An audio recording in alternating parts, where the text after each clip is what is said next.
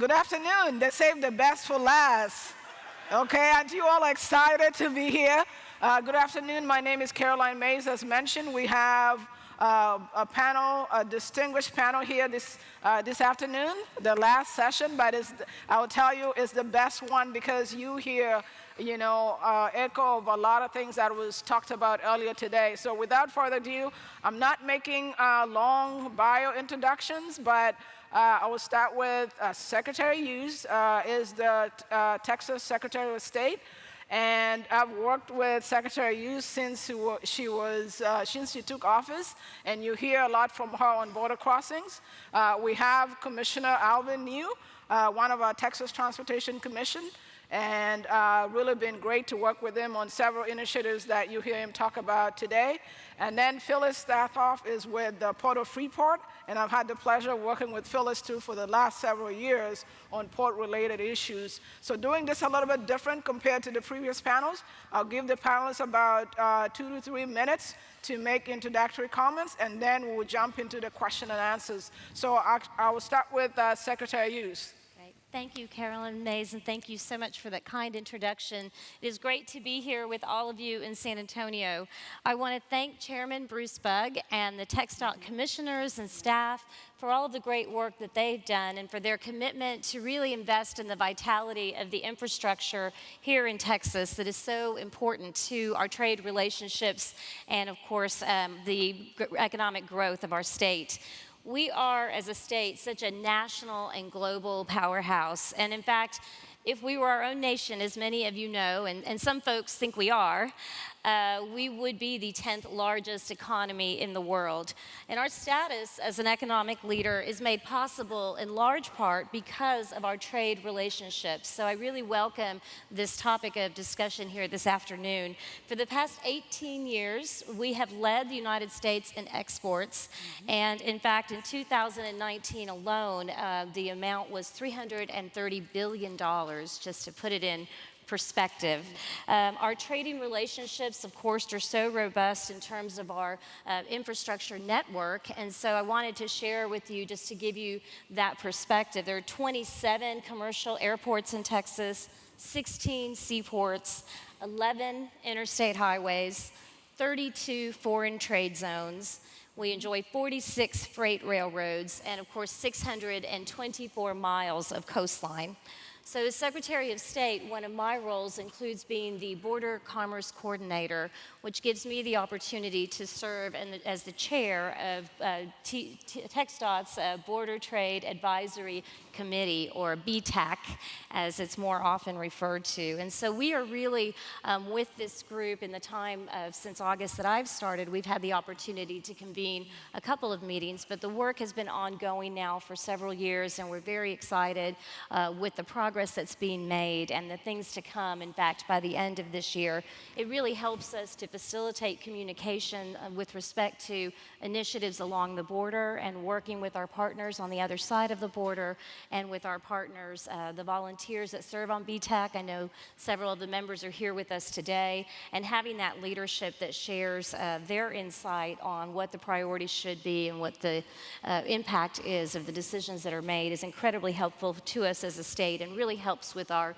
cross-border trade with Texas. So BTAC is really one example of what TxDOT is doing to bring together these stakeholders in transportation, trade, and government sectors to really work collaboratively in some of our state's most challenging transportation issues. So I'm very excited to have this opportunity today to share the stage with Commissioner New and with Phyllis Saatoff, and to hear more on their experiences and have a really spirited dialogue, spirited not referring to the reception that's immediately following. So thank you all for staying here for the last session of the day. Thank you very much, Secretary. No, we'll have a lot more discussions in the question and answers, especially your work with the Border Trade Advisory Committee and other things really happening with U.S.-Mexico trade moving forward. So with that, I'll turn it over to Phyllis. All right. Thank you, Caroline. And also, thank you all for hanging in here and staying for the last panel of the day. I do think this will be one of the most engaging discussions.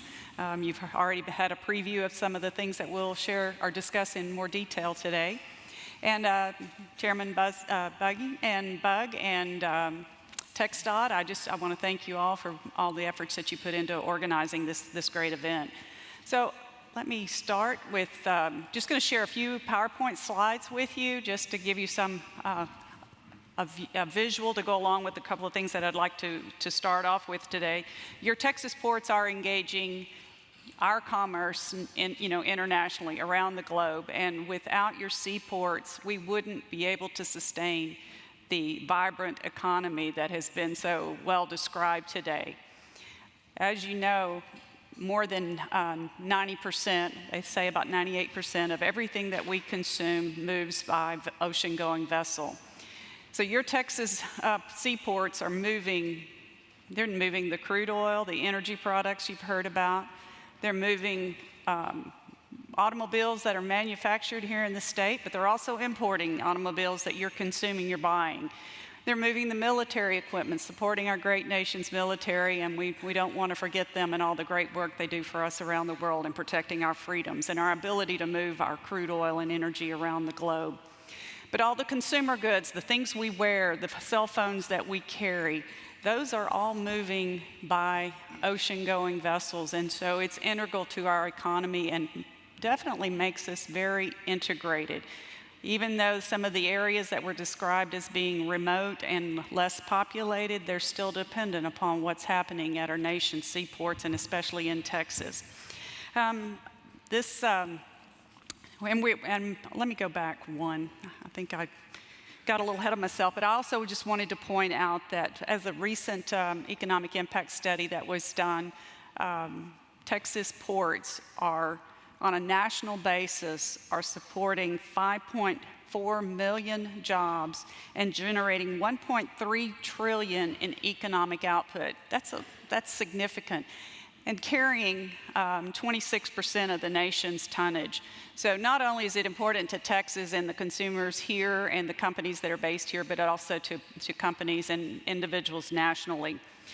Top commodities, we'll talk more about commodities going forward and the trading partners, but no surprise, China, Asia, Mexico, those are all extremely important to us in many sectors, many of those commodities that we've already talked about. And I'll have the opportunity to share more in a moment. We also, let me go ahead. This picture, I like this picture just because it visually expresses so well what we know is happening. But Texas is producing more than 50% of the oil nationwide. So what happens in Texas is more than what all the other states combined.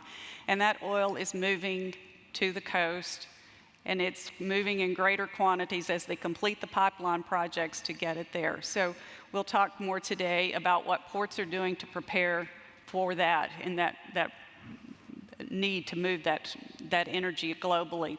And I think this map, or this chart, really says a lot. It's a lot going on, but if you look at the black line and where it sits compared to 2015, before the oil embargo was lifted, we were a net import country as far as crude oil and other natural or energy products. Today, we are a net exporter, which is significant.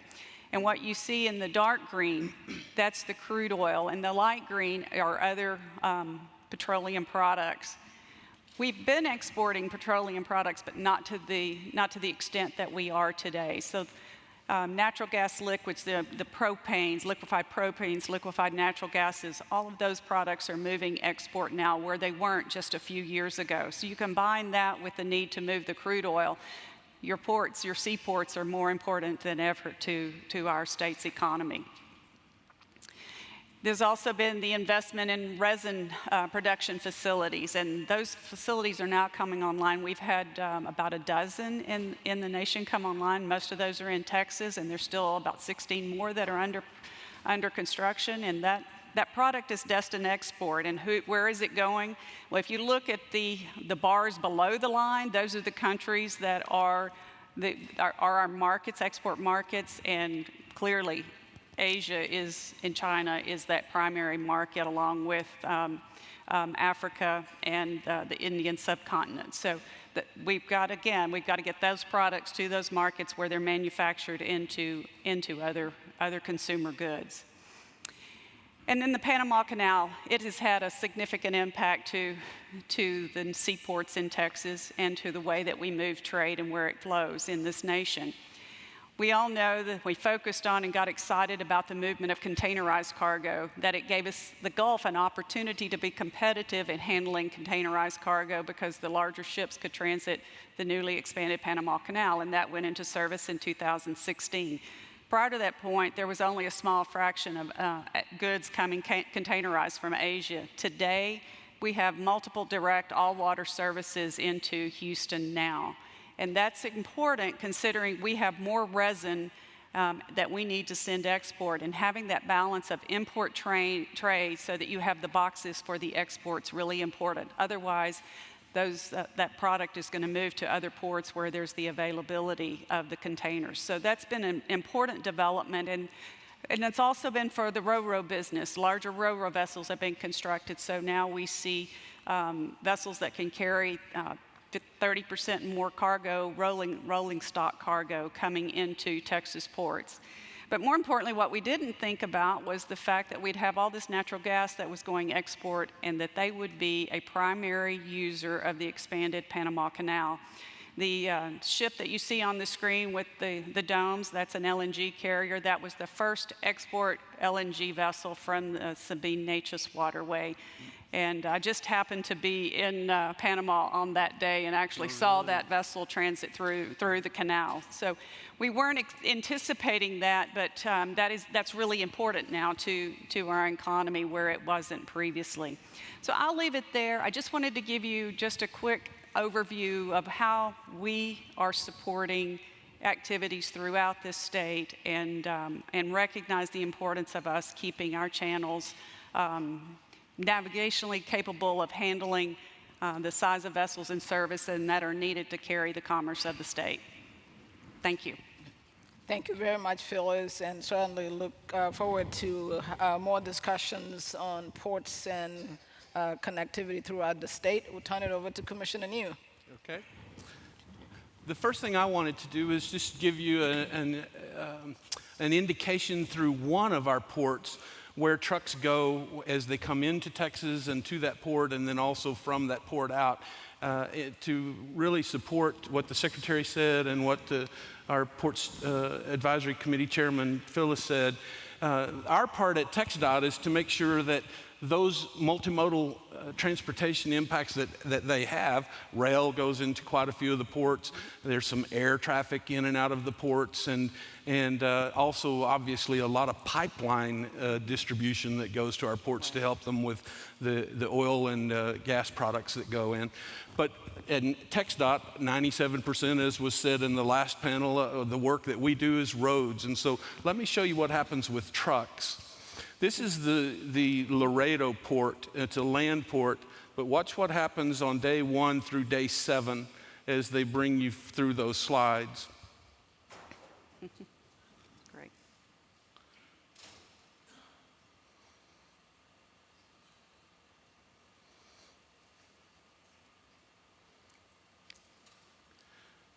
Okay, and then they'll show you the inbound slides. These are trucks coming to the port of Laredo only.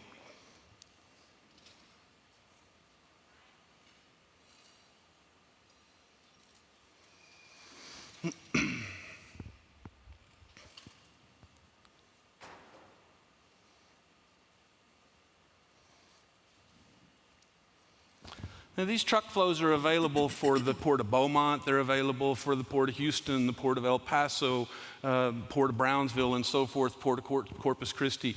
I just wanted you to see through the indication of one of the ports how important connectivity is to the United States, and for trade to occur at the international level with the border with Mexico and at the international level with the water ports. We in TxDOT have to do our job to make sure that the roads are in great place for the trucks to handle that transportation. Let me give you a short story of one commodity and the connectivity that's necessary in the state of Texas. So I'm going to talk about cotton for just a second. 39% of the cotton in the United States is produced in the state of Texas. About half of that is produced in the area around Lubbock, Texas, in the High Plains or South Plains. Then, as you work through the data and look at where cotton leaves this state, it's the number one agricultural product leaving the state of Texas going to foreign markets. It's 91% of the agricultural produce, not cattle or livestock, but agricultural produce leaving the state. And one of the bridges that handles that is in the valley in the state of Texas, handling the export of cotton. So as you see, the connectivity of these ports to the producing parts of the state are critically important. And so that's one of the things that is important for us to see at TxDOT. We have a lot of responsibility for the preservation of roads. We have responsibility for safety, and you've heard some great presentations at this conference about what our focus is on safety, or you will tomorrow. But you will also, you've seen what we're doing about congestion and heard communication about the urbanization of population. But at the same time, we have to constantly at TxDOT think and so it is, what do we do to preserve roads and at the same time be safe and provide a safe place for people to travel and for freight to move. And finally, we have to work on congestion and connectivity at the same time. So the word "and" becomes very important to our mission, connecting you with Texas. Right now, in this case, what we're talking about is connecting freight. And so our opportunities are to make sure that we look, and if you were on that slide, if you noticed, I-35 is critically important to what we're doing. But I would challenge us at TxDOT and as Texans to think about the fact that we only have one interstate heading north and south in this state. We have a lot of opportunity with Interstate 69 being finished to do a better job of being able to allow these ports to grow and be the biggest and best that they can be. And we have an opportunity to try to connect more effectively with the Northwest. The number 9 port in the United States is in Seattle. We don't have a very direct route to the Northwest in the state of Texas from Laredo, which is the 3rd largest port in the United States, from Houston, which is a very large port in the United States, 6th largest, if I remember the data correctly. We're doing hundreds of billions and even overall trillions of dollars in and out of the state of Texas through our ports. And so I encourage us to work on divided 4-lane highways and for us to work on interstates and developing more interstate processes north and south. As opposed to all of what we have coming east and west, and leave that as the way that we can help them and help the ports do the best that they can do to grow this economy and to continue to be the leaders that we are in Texas. Thank you very much, Commissioner New, for your insight, as always, and certainly we'll follow up with great discussion and questions. So we're going to move into our question and answer period here. I will start with Secretary Hughs. So, a few stats. Mexico is Texas' #1 trading partner. 80% of U.S.-Mexico trade comes through Texas border crossings. And as you heard Commissioner New mention, the RGV ports are the #2 border crossings for produce agriculture. And we can name all our border crossings on their importance. And I'll give you a couple other stats. Since 1996, northbound truck trade has grown by 93%. So we have over 4 million trucks, a year crisscrossing the Texas-Mexico border. So when you look at the border crossings, can you talk a little bit about what are the role of the border crossings? You worked a lot with the Border Trade Advisory Committee. Can you talk a little bit about what some of those conversations have been on why the border crossings are important to Texas and to the United States and then literally to the global economy?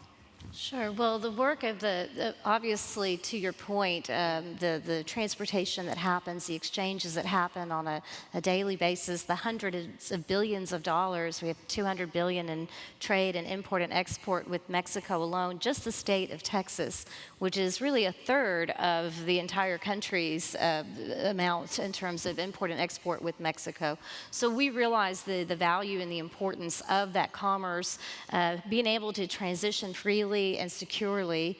And really the Border Trade Advisory Committee is an effort to look at all of the infrastructure, as I mentioned, and make sure that we are working together in terms of having the right infrastructure in place, the right technology in place, and the right staff in place. So we recognize that of the 28 bridges, not all have the same needs or the same priorities and focus in terms of their, for example, earlier we heard a discussion about FAR and the agricultural goods. So in that particular area, we're hearing, and we've been hearing in our meetings, we need more cold storage facilities.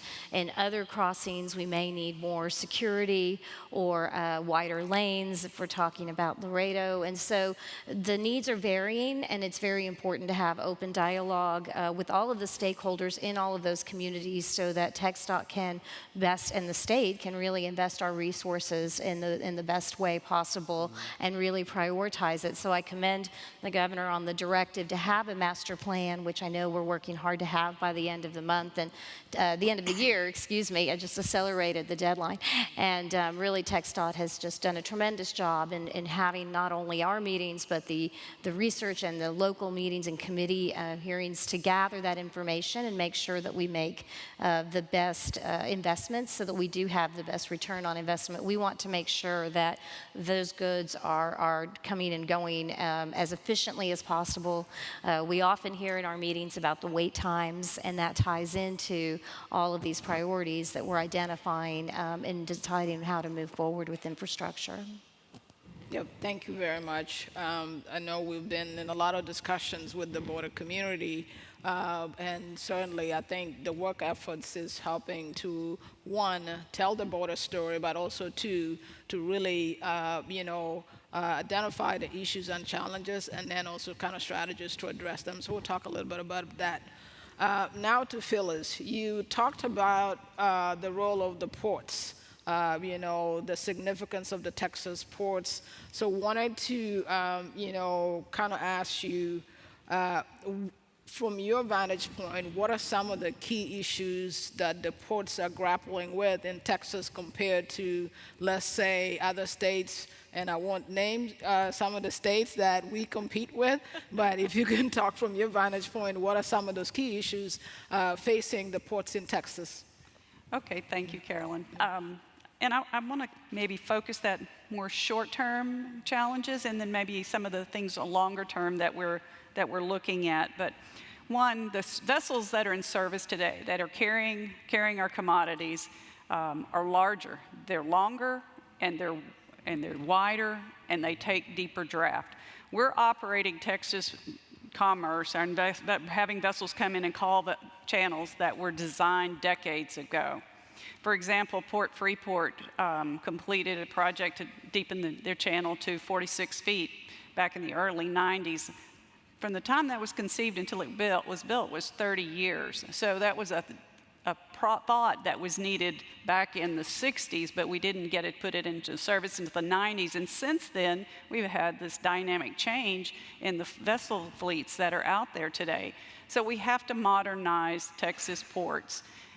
We have 11 deep draft ports, and you have Sabine-Neches waterway. It's supporting energy and other commerce, military cargo movements in Texas, and it also serves Louisiana. And then you have, it serves Beaumont, the military loadout port. Then you have Houston, obviously a 52-mile waterway that's also the Houston Ship Channel serves Galveston, that's carrying now more than 2 million passengers a year, along with the Texas City terminals it's petrochemical, and then everything that's invested along the Houston Ship Channel. You have Port Freeport, that is also an energy export port, import and export port. And Corpus Christi, you heard a lot about Corpus, very, very important to what's happening today. And Brownsville has announced $40 billion of LNG investment that'll be going in place down in Brownsville. All of these ports have deepening and widening projects that have been under study, and some have, I guess Sabine-Neches has been appropriated, or they've received funds through the Core Work Plan. Corpus Christi has received funds. Both of those projects are under construction. Sabine-Neches, I believe, is going to 48 feet. Corpus Christi is going to a depth of 52 feet. Port Freeport has an authorized project. We've been pushing very aggressively to be in the 2020 core work plan that we thought was going to be released today, but I think it's going to be tomorrow. So if you saw me with my cell phone out there and hitting that refresh button, it's because I'm very anxious, though, that we were told that it would come out in advance of the President's 2021 budget request. But that didn't happen, so maybe tomorrow. So we're anxiously awaiting a New Start designation, hoping, because we're ready to construct. We positioned ourselves to be able to construct an increment whether the federal government came forward with a New Start or not, and you have to be construction ready in order to see federal dollars. But we need to move that project along. Then we also know that Houston has their feasibility study that is complete and is ready for a chief's report. We hear that that will be issued in April timeframe, and they'll be looking to have their project included in the 2020 Water Resources Development Act and authorized by Congress. And then they are looking at multiple ways as well to advance their project, because we can't wait to get these projects done any longer. The need is there now. And they should have been done for and I'll speak sometimes to the Freeport project just because it's representative of the challenges everybody has faced. But, you know, we began our feasibility study in 2003, and it has taken us until 2014 to get the congressional authorization, and then it took another 3 years to do a reevaluation of one segment. But we're ready to go now. We've got to get these projects done, because you've heard some of what's happened in Houston is that with the width of the vessels and the two-way traffic, there are challenges there. You've got to have safe navigation, but we also can have restrictions on our movement of goods in and out of our channels, because these vessels are expensive to operate. Demurrage costs can be as much as $25,000 a day or more. And we have ship line alliances now, so you have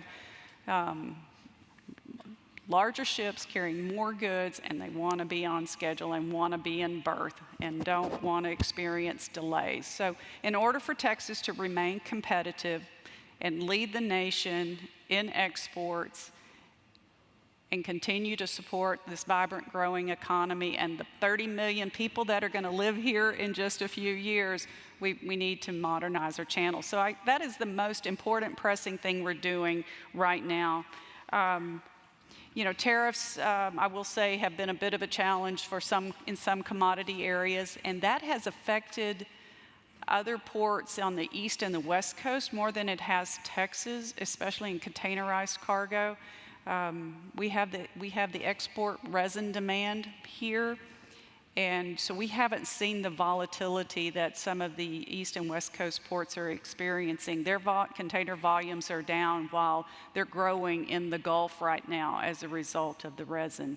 And then also the west coast is challenged with the fact that the Gulf and east coast ports are more competitive now and able to, you know, handle the larger carriers calling.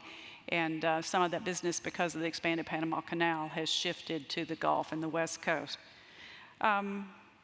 We continue to invest.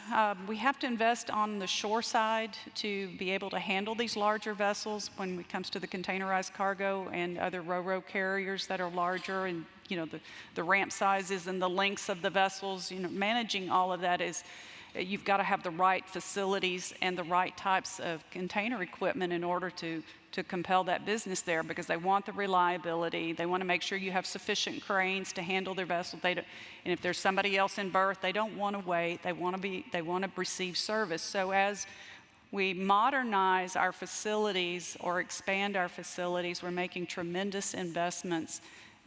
Again, banking on that Permian promise that the economy is going to stay strong, and we're going to continue to have the need to export resins, and we're going to be able to be supporting the population growth. I could talk about more, but I think I'll have opportunity to come back to it. But those are a couple things, just making sure that we've got the right infrastructure in place to handle the vessels that are calling today. And then we'll get into, I'm sure in a moment, some of the other inland connectivity needs. And Yep. All right, thank you. Yeah, thank you, Phyllis. And to Commissioner New, you know, I've heard you talk a lot about the need to open the trade lanes and the arteries so that we can make our border crossings, our ports, and our energy sectors thrive, and let Laredo and others be the biggest and baddest ports, and for Texas to continue to compete. So I'm going to quote you a couple of stats, and then I'll let you kind of, chime in. Freight in Texas, the total tonnage is projected to double. This is 2017 numbers. We had 2.2 billion. By 2045, we're projecting that it will be over 4 billion tons of freight moving. And that's not even taking into account the Panama Canal, it's not taking into account USMCA, now that has been signed, and actually that didn't take into account, energy sector. On the actual mode side, the trucking side, the highway, we're projecting over 213, percent growth. Rail, 100%. Water, 65% growth till 2045. Air, 225% growth. How do we, as a state of Texas, ensure that all of those demands, and then earlier, Dr. Porter talked about the population. How do we, as TxDOT, you as a commissioner, do we ensure that those trade lanes, the arteries, the roadways, and all of the transportation network can be able to support not just today's demands, but for demands 20, 30 years down the line? Yeah.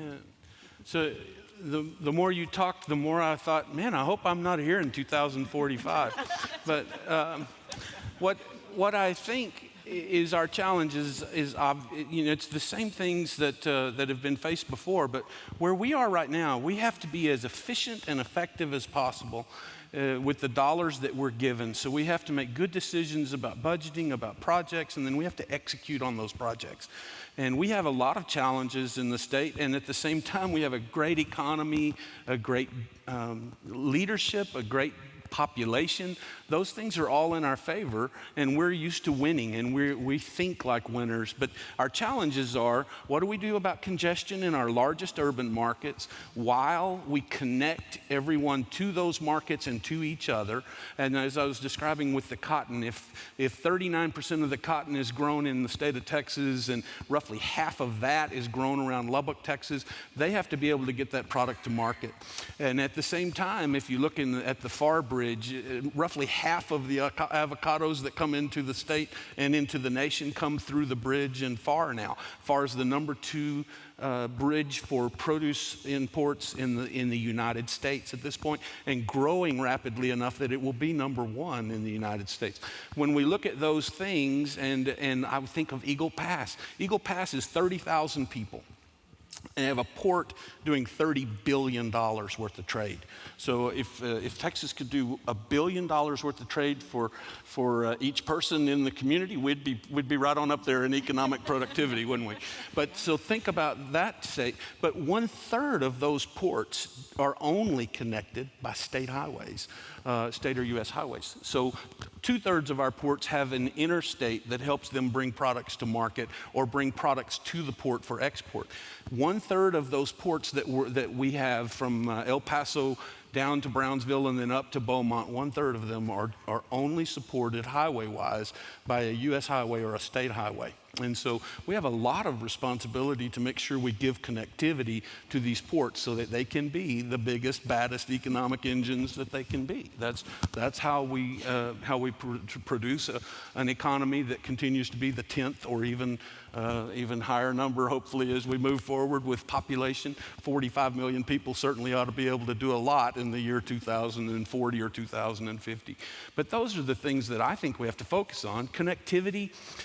And for instance, right now we have I-35, which is an extraordinary economic engine, but we have an opportunity through the trunk system to improve 281 to divided 4-lane and to get some relief off of 35 and to allow more freight to move north and south. We have opportunities with 69 to move that interstate forward. We have opportunity in the western part of the state to look at connectivity through the Ports to Plains and the far northwest. We have opportunities in front of us. We have to continue to be the best we can, do the best we can with the money we're given for efficiency and effectiveness in the building of those roads and the choices that we make. Okay. Thank you very much. So I'll turn this over to Secretary of State. I know we have a question here, which is kind of similar to one of the things I already asked you, but again, working through the Border Trade Advisory Committee, I know you spend a lot of time going into Mexico because addressing border issues is binational, working with agencies on both Mexico and the U.S. side, and then at the local level, like you mentioned, we have a lot of Border Trade Advisory, some of them here.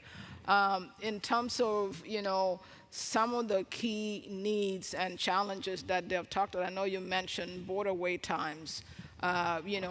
Can you talk a little bit about, why border wait time, those needs are really critical, because I know it has economic impact. Economic impact of border wait times is huge because people and cargo is spending 2-3 hours to cross the border, especially on the northern side. Can you talk a little bit about that, and then potential opportunities to address, issues related to border wait times and other needs? Sure. Well, speaking to the wait times, we've seen such an increase, as we've heard from all of these statistics. I think there's an increase of 3 million more trucks, for example, since 1996, and some of the statistics relating to the growth that you mentioned are part of why we find ourselves with these challenges and really being victims of our own success in many ways, because the growth is continuing, and then we are just needing to adapt and react quickly to that growth. And so we know that in many instances we need more lanes. We know that when there are wait times and trucks are sitting idle, they are literally burning time, money, resources. It is not helpful to our environment.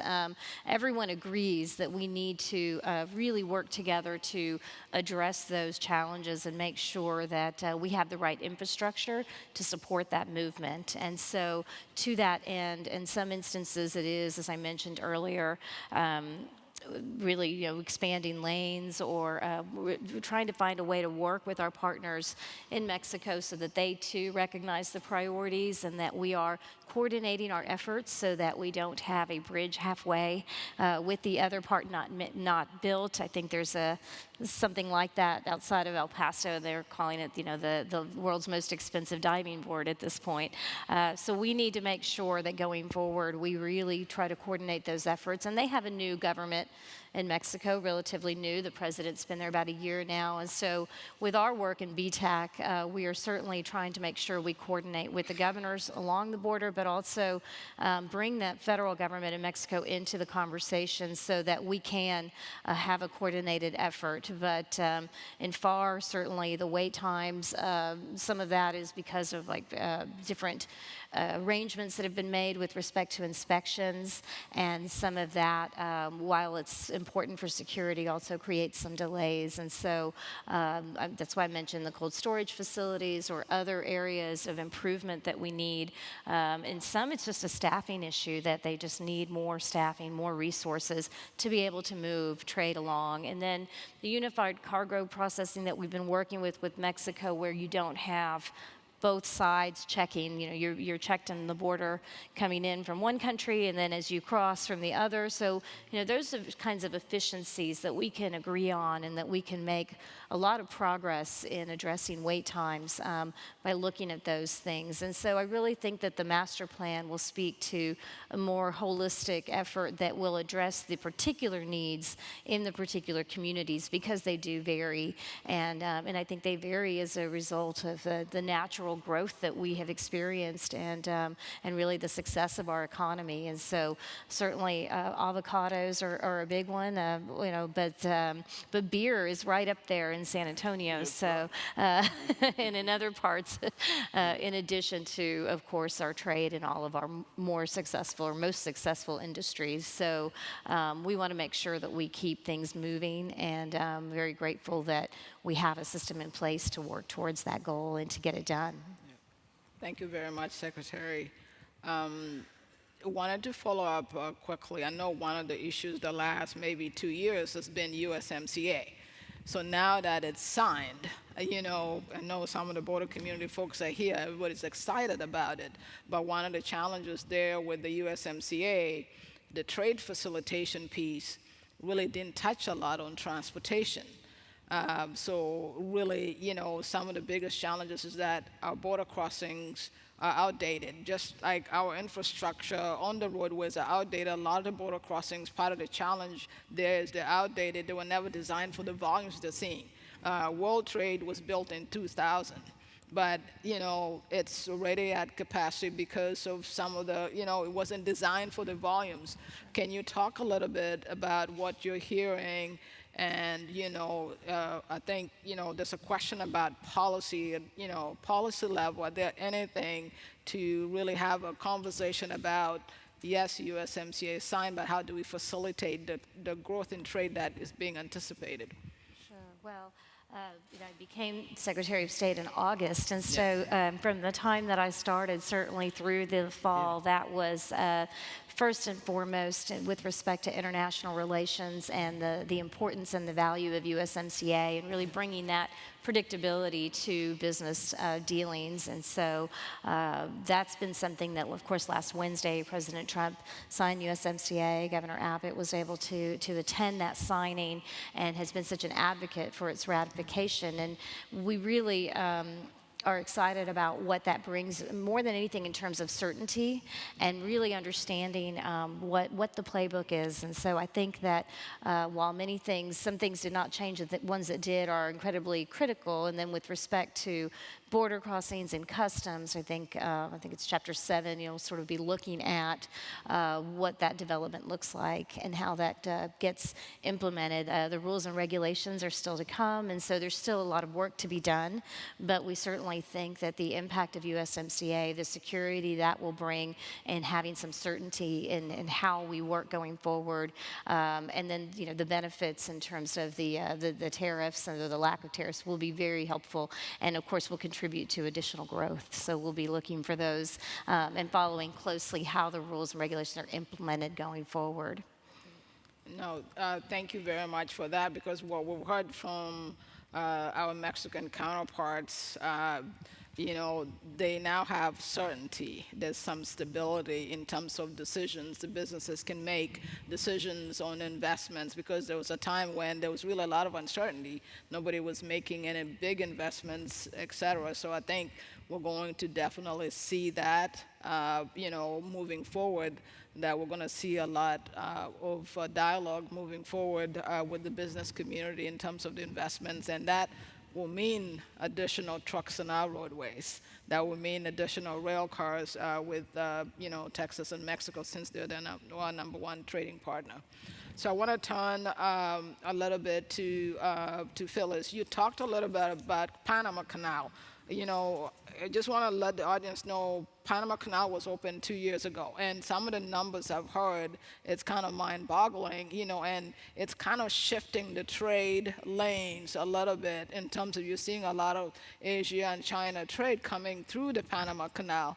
LNG moving through the Panama Canal, and that's coming through our ports. Can you talk a little bit about the opportunities that is, coming with that, bigger ships, but also just the shift in the trade lanes and the movement? Sure, be happy to. Previously, before the expansion of the Panama Canal, with the original canal, they were congested, they were to capacity. So the ability to bring more containerized ships into the Gulf, and they couldn't get the larger ones through, it didn't make the Gulf competitive to receiving Asian goods by container ship into the Gulf. It just wasn't competitive. But with the expansion of the canal and the ability to bring the larger ships through the canal up to 14,000 TEUs, a 20-foot equivalent unit, when you look at the cost then per container and the ability to get it to market in not only the Texas markets, but beyond into the Midwest, the Gulf became, specifically the Texas Gulf became very competitive then. And that has helped us to be able to attract the direct Asia services right now into Houston, which is so important because it brings us our consumer goods, but gives us, again, the boxes that we need to carry all of the Texas exports to the other markets around the globe. You know, Texas, again, as it was mentioned earlier, leads the nation in exports, and a lot of that is driven, obviously, by liquid bulk commodities, but we also export a lot in containers. So that really has changed the dynamic. The fact that we can get LNG carriers now through the canal, that's cost saving, makes our companies more competitive. It reduces their logistics costs. So that's an advantage to Texas. And I mentioned roll-on, roll-off carriers. We've been receiving and exporting a lot of goods through Texas on roll-on, roll-off carriers, but once they knew for certain that the canal was going to open, the various carriers commissioned the building of new ro-ro ships that can carry, instead of the former 6,500 car equivalent units, they could carry up to 8,500 units. Those new carriers have 14 floors that are adjustable in them, and they're just massive, and they're beautiful ships, and they operate well, and they're fuel efficient. And again, the carbon footprint part of this is something that we don't talk about as often as we probably should, but you know, operating the larger ships actually does reduce the carbon footprint. So again, having the canal and having that pathway into the Gulf, it helps us with our environmental issues that are out there. And that is something that, and I know this is a little off topic, but I think I should address it since I brought it up, but the IMO 2020 standards went into effect in January. That meant all around the globe, ships had to either be operating with clean burning fuels or burn low sulfur diesel or gas or fuel, and then or be equipped with scrubbers. So the carrier industry, the ship industry, has made significant investments in converting their ships to be in compliance with the IMO standards. So if somebody asks you or says that, that the ships coming into Texas are, they're really polluting, well, they're cleaner today than they were just a year or two ago. So, and there are goals out there to bring the carbon footprint down 50% in the shipping industry by 2050. That's a pretty lofty goal. So I know that there are carriers that have committed to converting to burning LNG on their ships as their fuel source, and hoping to create an all green footprint with the entire logistics chain of what they're carrying. So there are a lot of interesting things that are happening, but again, this is not just happening here in Texas, in the U.S., this is a global phenomenon, but the canal has helped us in that, in reducing the shipping distance, and otherwise the large ships come around the Suez. It's a lot longer duration transit, which means consuming more fuel, more emissions, and that costs time on a daily operating basis and just doesn't make the Gulf as competitive. No, thank you very much for that. Quick comment or question. Isn't it roughly 2.5 years since the canal was? It went into service in 2016. Okay. I guess my take on that is that we haven't seen everything that we're capable of seeing with the increase in the containers we can handle and products like that, based on the fact that it hadn't been that long. It hasn't been that long, but we have seen a shift, and that's evident in the double-digit decrease in the container volumes on the West Coast. But you've seen increases on the East Coast, but they're down right now because of tariff issues. But you've seen the increases in the Texas Gulf, which is good. It's good for Texas. Thank you very much. I'm going to go to the audience question, and I'll start with you, Commissioner. This one says that, has freight rail capped out on how much freight it can carry? It seems like a growing amount is carried by trucks. Well, I think everything that we have will be increased. 45 million people can simply support more. There's going to be more capital available, and it's a dynamic economy drawing people from all over the country and the world to be here and to work here. And so freight by rail, I think, will also increase. But in the meantime, what's going to happen is there'll be more trucks on the road, and then as technology takes over or other things are put in place, they're in the oil field, for instance, moving more water by pipeline even for the production part of the business so that they can have fewer trucks on the road. So we'll be going through that process, I guess, on both sides, some trucks being taken off the road, but with the growth in population, it seems only logical to think there will be a lot more trucks on the road.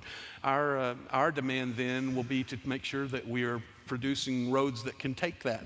And so some of these ports, again, have only state highways and farm-to-market roads supporting them currently. We need to be sure that those roads are capable of handling what's coming in and out of that port as time moves forward. Things that I want to spend a little time on for you, because I don't know what all the audience knows. One of the wonderful opportunities about doing this work is getting to see the different parts of the state and getting to see the different ports and what they do. And so I have some notes for you that would support what each of my colleagues up here have said. But the Houston port's #1 in foreign trade in the United States, #2 in total tonnage, #2 in domestic trade. Mineral fuels, so oil and gas and related products, are 74% of what they move in and out of that port. But it's key to show, based on this Panama Canal development, they're now the 6th largest container port in the United States and growing rapidly. So you're seeing a complete change in what Houston's port can be based on the Panama Canal, and that's exciting. The Beaumont port's #5 in total tonnage, #6 in foreign trade, #3 is the fastest growing port in the United States, and it's the busiest port for U.S. military cargo in the United States. So I think there are things like that that are pretty exciting. I told you a little bit about Eagle Pass and $2.5 billion worth of beer being imported there at Eagle Pass, and so that's a wonderful thing. Port of Galveston has a new $100 million contract for the construction of a terminal for cruises, and they're the #1 cruise port on the Gulf Coast. So the winning that is going on in our ports, and the growth of Laredo and the growth of Brownsville. Brownsville has permits going through for 3 LNG plants. Right. They're deepening their port to be able to handle more containers. They handle 80% of the recycling of ships that gets done in the United States. What we're doing already in our ports is simply amazing and wonderful.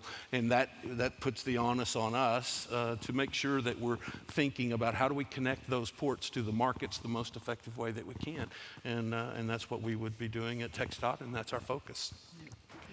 And I know there's a question from the audience, but I wanted to kind of make this statement that moving goods is very multimodal. I know we have ports here, but a lot of it moves by rail, a lot of it moves by air, waterways, and here we're talking ports, but also we do have a waterway, the GIWW here in Texas, that moves goods. So this question from the audience says that what options do you think we need to move goods off of our roads and still be an economic engine for the U.S.?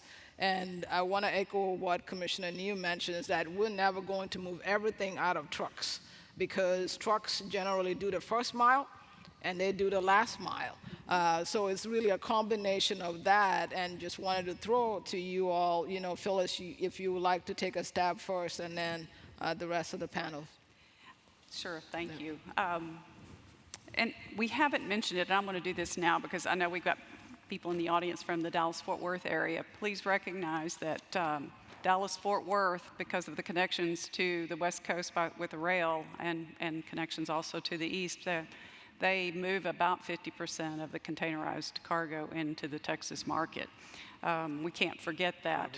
Huge inland port. They are a huge inland port. We just want to deliver more of the containers to that inland distribution point through the Gulf of Mexico. But we have to, and that's a good example of using all the infrastructure and modes of transportation available to us. Rail is really important, and the railroads have been investing in more sidings and everything to handle the growth that has occurred here in the state of Texas. Just a few years ago, they were investing more in California and other states, but they've been making significant investments here in Texas to help manage the growth that we're seeing.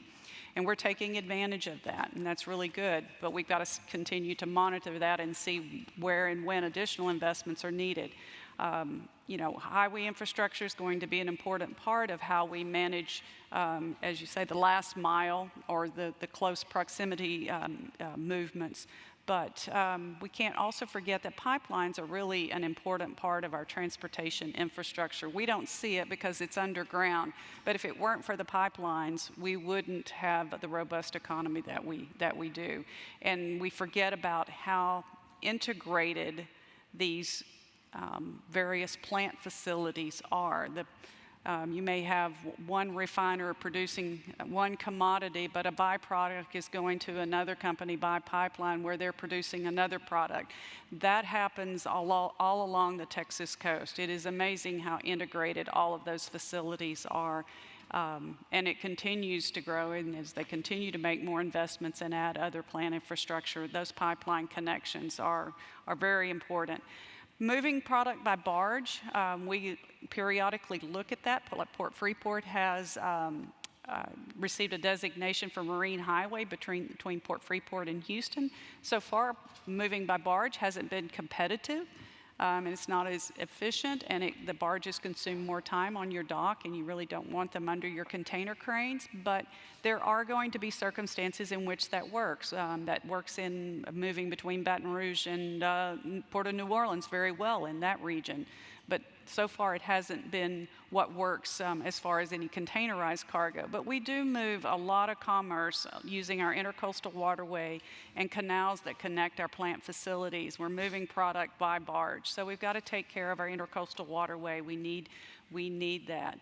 But truck, rail, barge, pipeline, now we know consumer goods are moving by air, potentially by drones. We've got to continue to look at ways that are innovative and smart and strategic in managing this growth, the growth of the people that want to live here and move about, and also the need to get the goods that they want to their stores and to move the other commerce that needs to move globally and support them in their jobs. So we're going to have to think about things differently and invest innovatively and strategically. Okay. No, thank you for that. And then, Secretary, I'll let you comment on this a little bit. Over 70% of U.S.-Mexico trade and Texas-Mexico trade moves by truck. That's why we have a lot of trucks. So can you comment a little bit on that question? Because we have rail, but we have other modes of transportation. A lot of U.S.-Mexico trade and Texas-Mexico trade also comes by water. There's a lot of movement between the Mexico ports and the Texas ports. So can you comment a little bit about that? Sure, and I think that the summary Phyllis provided is right on point, that of course we have our border crossings by truck, by train, by rail, obviously train, marine vessels, pipelines, and so we are continuing to invest in different ways to transport goods, but we certainly rely on trucks as one of them. And so in terms of moving them off, I think that we're always going to look for ways to create more efficiencies, and part of the work that we're doing at BTAC is exactly to that point, to find ways to create more efficiencies. But there's no getting around the fact that trucks are such an important part of how we move things, that's why the infrastructure and the technology is also going to support creating more efficiencies. And so we're looking forward to continuing to look for ways to support that movement of goods in ways including truck, but within the ways that we move, making sure sure that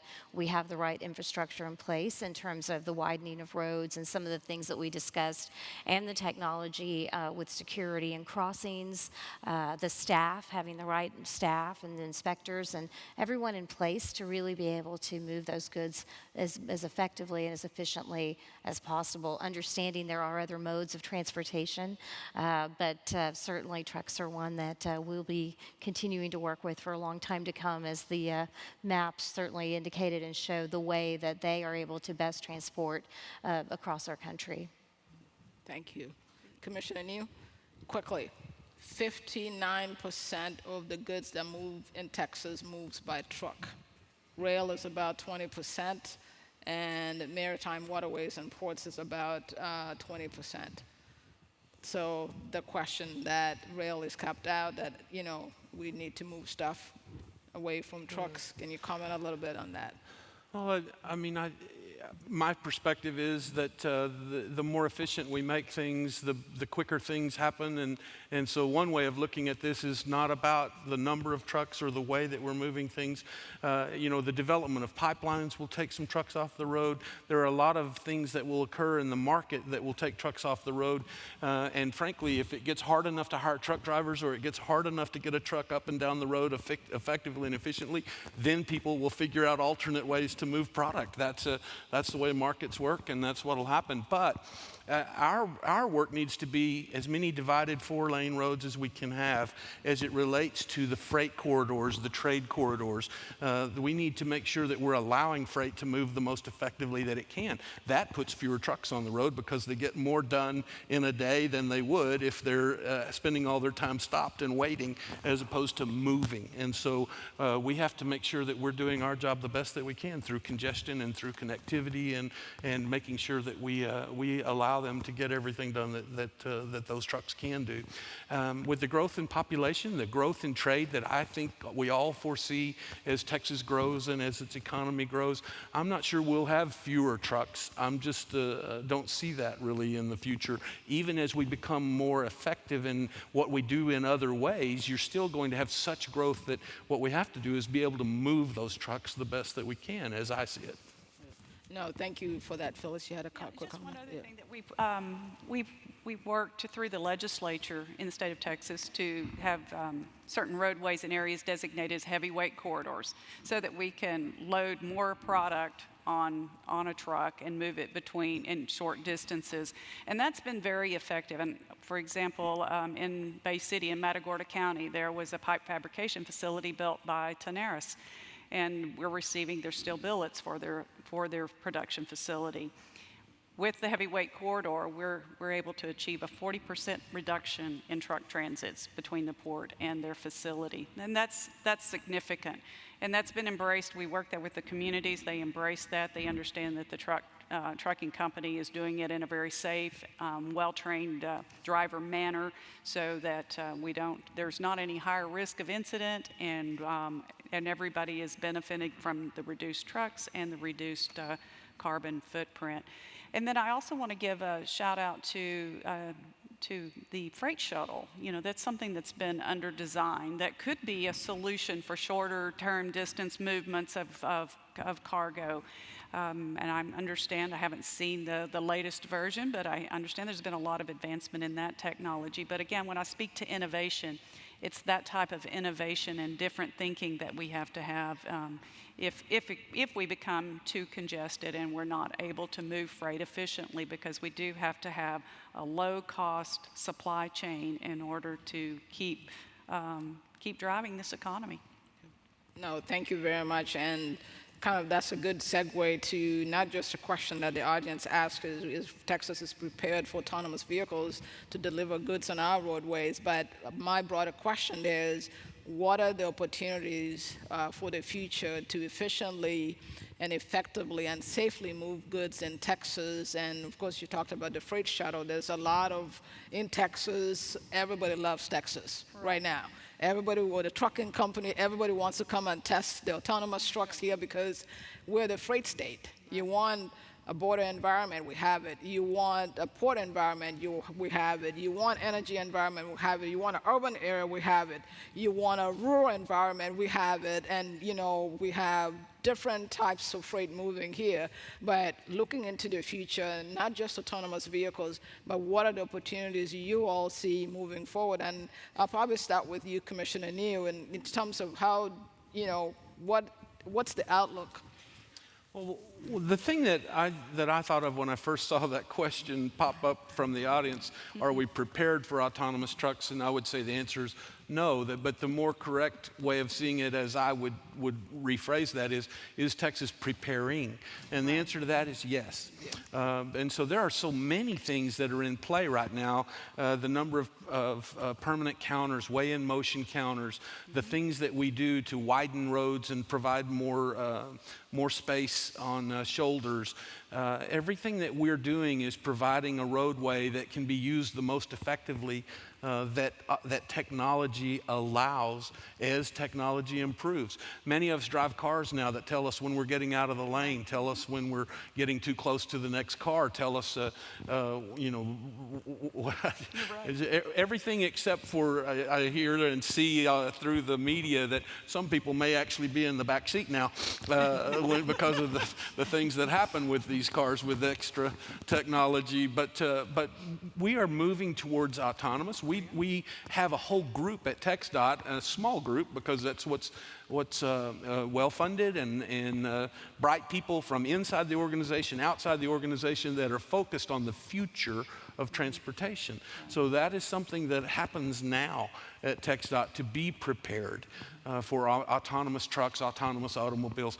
And if these vehicles are making decisions, possibly we can do things with less wide lanes. Possibly we can put more on the road because they can move without running over each other and stopping the effectiveness of moving. Today, driving here, there was an accident that forced me to move a different direction. And so if things like that don't occur, then we'll be doing things more effectively. So, but the answer, are we prepared? No. Are we preparing? Yes. Yeah. And Secretary, from a border perspective, what are the opportunities? And again, not just autonomous vehicles, but that's a whole different conversation. Having a truck cross the border with no driver in it, nobody at the federal level even wants to listen to that right now. Yeah, the northern border is kind of trying to study that, and I think we might be looking to do that. But in general, what are the opportunities you see for the future to strengthen our cross-border trade with Mexico, and to ensure that we're doing our part as Texas to facilitate that? Right. Well, I think that technology is providing incredible opportunities that will certainly help in these efficiencies, technologies that we can invest in. Trucks, maybe not quite autonomous, but I agree that we're preparing. I think it's the human training, maybe more than the vehicle training, that we have a ways to go on as we look at that. But certainly in security, in the efficiency of being able to recognize products and pass inspections faster, in just sort of trying to move goods, we're seeing a lot of technological advances that are going to be quite helpful, and also just that coordinated effort, as I mentioned, with the unified cargo processing, where you sort of do it on one side or you do it on the other. With a coordinated effort, saves both sides the time, but also provides that security on both sides to make sure that there's that coordination that benefits making sure that the right amount of goods go through, that they are what they purport to be, but in fact that they also are maintained in quality and in time, and getting through and getting to the destination. And so certainly the story of technology and what's to come is being written as we speak, and there are many opportunities, many promising opportunities that we're hearing of. I know the panel before us talked about the Texas Central train and whether you would ride a train that goes that fast. Having ridden it, I could tell you it's incredible, and it's very safe. And so it's those types of investments in technology and ways that we can continue to expand those opportunities to bring those ideas to Texas that will really help us to work with our private private partners, work with our partners in Mexico, and find the best and brightest ways to make sure that goods can go forward using the best technology available. Absolutely.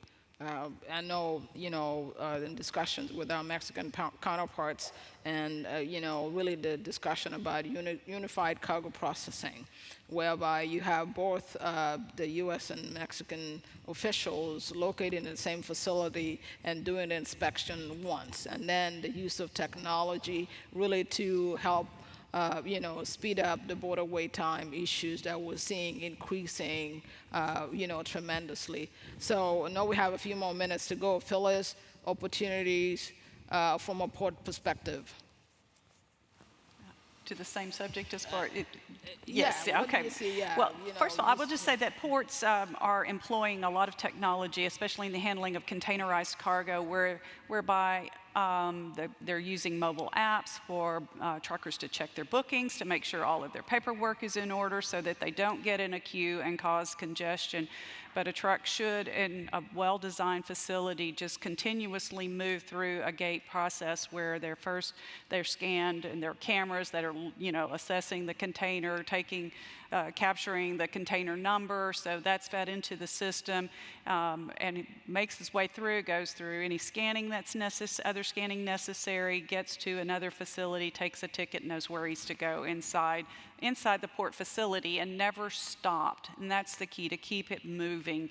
And ports are doing that, and that's helping to more efficiently move trucks through the system and get, again, those turn times. Those are so important, and that takes trucks off, the total number of trucks off the road, and reduces congestion in the overall system. So there are a lot of processes that are being put in place and being effectively managed inside of ports. And then there are better exchanges from the ports onto the public roadways now, and I want to thank the legislature and Transportation Commission for the rider programs that have been included in the last several budgets. Those funds have been put to use in very effective ways, again, to help that access to and from the ports, and doing it in a way that it doesn't create congestion. So we're putting that to work, and we appreciate that, and working in partnership with TxDOT.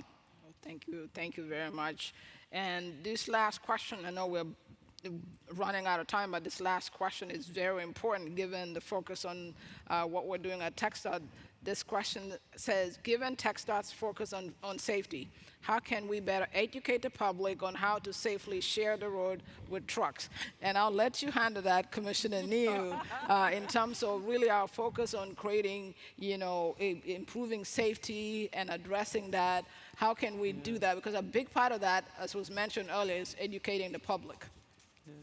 Well, we have a robust system for communicating with the public through our signs that we have, through billboards that we spend effort and money on, through things that we do through public service announcements on television and those things. I think it's incumbent on us just to watch for what our opportunities are, but we're not short on opportunities. We have a lot of pedestrians killed. We have a lot of folks that are drinking and driving, or distracted and driving, or those kinds of things. And so we have a lot of safety elements that we have to focus on and need to continue to focus on to get our road to zero goal of zero fatalities taken care of.